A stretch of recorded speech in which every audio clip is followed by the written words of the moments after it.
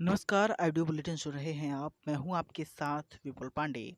खबरों की शुरुआत करेंगे, लेकिन उससे पहले एक नज़र आज की सुर्खियों पे।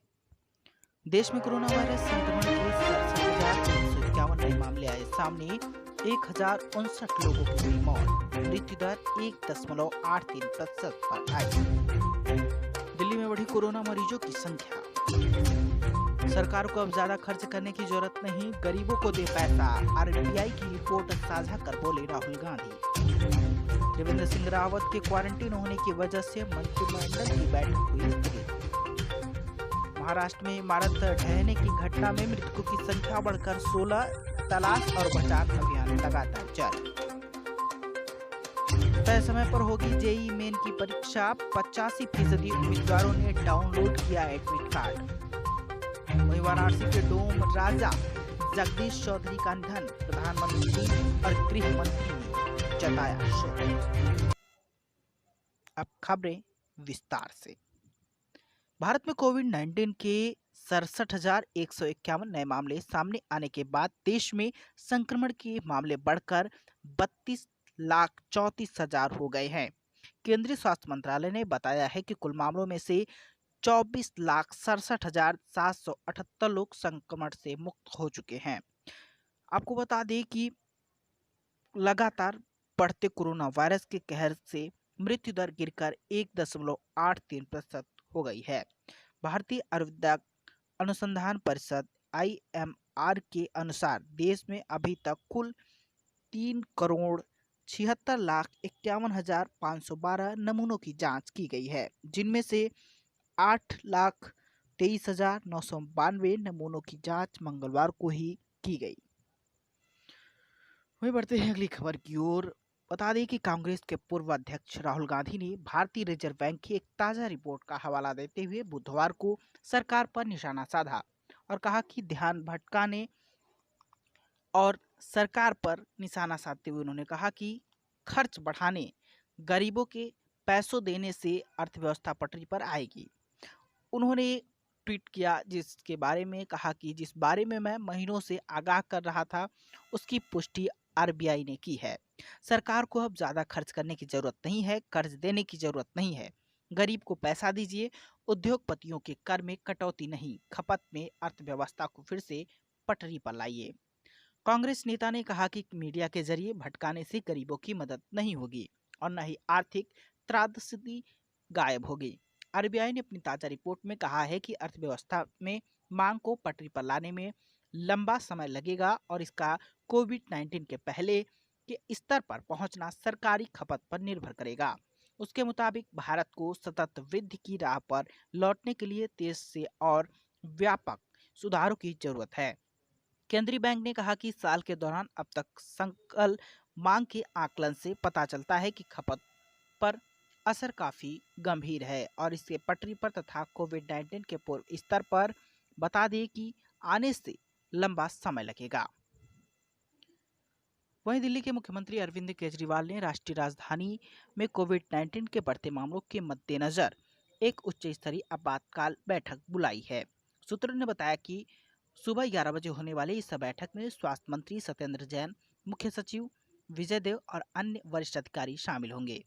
दिल्ली में मंगलवार कोविड-19 के 1,554 नए मामले सामने आए थे और 17 लोगों की मौत हो गई थी। यह पहली बार है जब एक महीने में ज़्यादा समय में शहर में संक्रमण के 1,500 से अधिक मामले सामने आए हों। वहीं बढ़ते हैं अगली खबर की ओर। बात करें अगर उत्तराखंड की, तो उत्तराखंड के मुख्यमंत्री त्रिवेंद्र सिंह रावत के पृथकवास में जाने के कारण बुधवार को होने वाली राज्य मंत्रिमंडल की बैठक स्थगित कर दी गई। यहां आधिकारिक सूत्रों ने बताया कि यह बैठक अब 2 सितंबर को होगी। रावत की मंगलवार को कोरोना वायरस संक्रमण रिपोर्ट आई थी, जिनमें उनके संक्रमण की पुष्टि नहीं हुई थी, लेकिन वह एहतियातन 3 दिन के लिए पृथकवास पर हैं।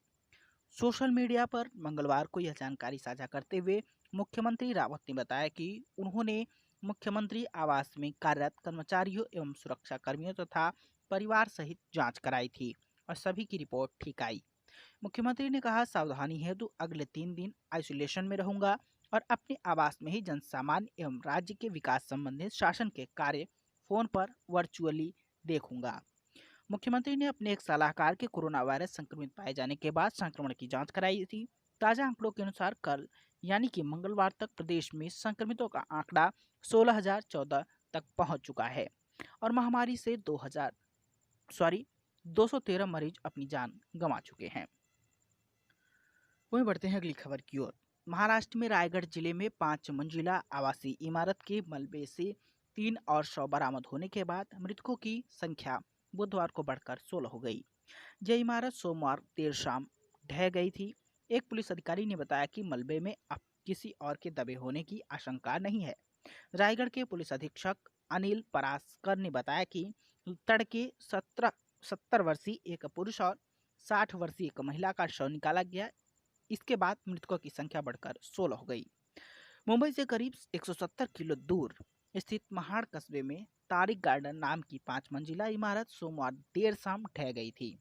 राष्ट्रीय आपदा मोचन बल और पुलिस बचाव दल मलबे में दबे लोगों को बचाने के लिए काम पर लगे हुए हैं। वहीं बढ़ते हैं अगली खबर की ओर। बात करेंगे नेशनल टेस्टिंग एजेंसी ने पॉइंट एंट्रेंस एग्जामिनेशन के लिए एडमिट कार्ड जारी कर दिए हैं। अब जल्द ही नीट अंडर ग्रेजुएट 2020 परीक्षा के लिए भी एडमिट कार्ड जारी किए जाएंगे।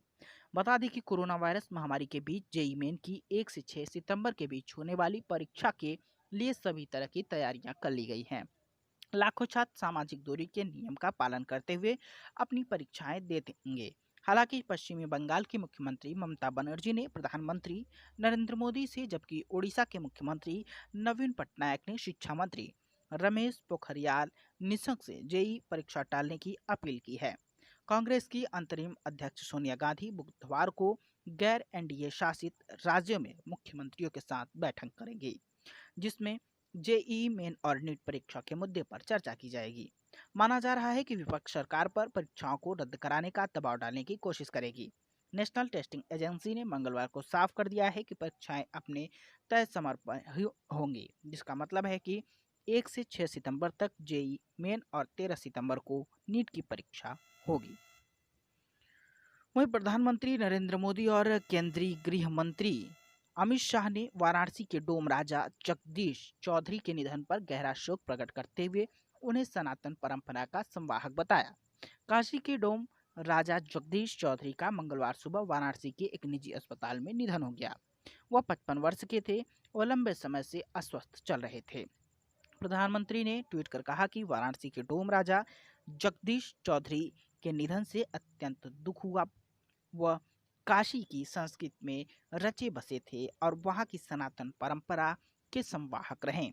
मोदी ने कहा कि उन्होंने जीवन पर्याप्त सामाजिक समरसता के लिए काम किया। ईश्वर उनकी आत्मा को शांति प्रदान करे और परिजनों को इस पीड़ा को सहने की शक्ति दे। उन्होंने ट्वीट किया, डोम राजा सनातन संस्कृति की सबसे अभिन्न कड़ी हैं। इस वक्त की खबरों में फिलहाल इतना ही। सुनते रहिए आइडियो बुलेटिन। मुझे यानी विपुल पांडे को दीजिए इजाजत। फिर मिलेंगे ऐसे ही ताजा तरीन खबरों के साथ। दीजिए इजाजत। नमस्कार।